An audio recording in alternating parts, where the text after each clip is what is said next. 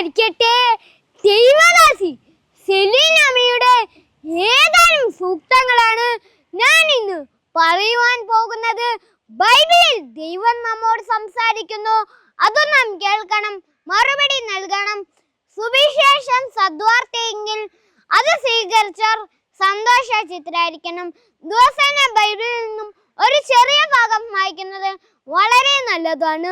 വാക്കുകൾ സംസാരിക്കുന്നു, മാതൃക ഗർജിക്കുന്നു. ക്രിസ്ത്യമായി പ്രാർത്ഥിച്ചാലേ ക്രിസ്ത്യമായി ജീവിക്കാനാകൂ. സ്നേഹത്തിന്റെ മുദ്രയില്ലാത്ത പ്രവർത്തികൾ ഫലശൂന്യമാണ്.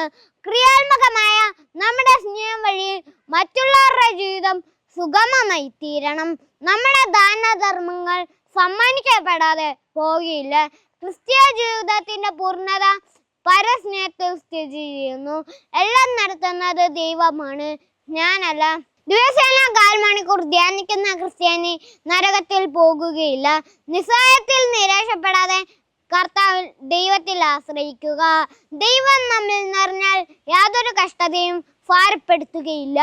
മക്കളെ, ഈശോയെ പ്രതി എല്ലാം ചെയ്യണം, എന്നാൽ മാത്രമേ നമുക്ക് സ്വർഗത്തിൽ സമ്മാനം കിട്ടുകയുള്ളൂ.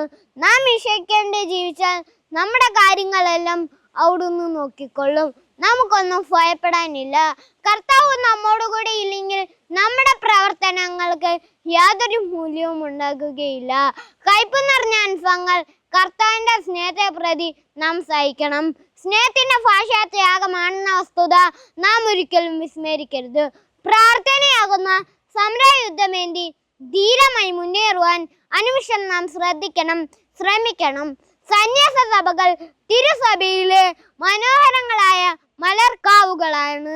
നമ്മുടെ ചുറ്റും കാണുന്ന സൃഷ്ടവസ്തുക്കളിൽ ദൈവത്തെ ദർശിക്കുന്നത് നല്ലൊരു അഭ്യാസമാണ്.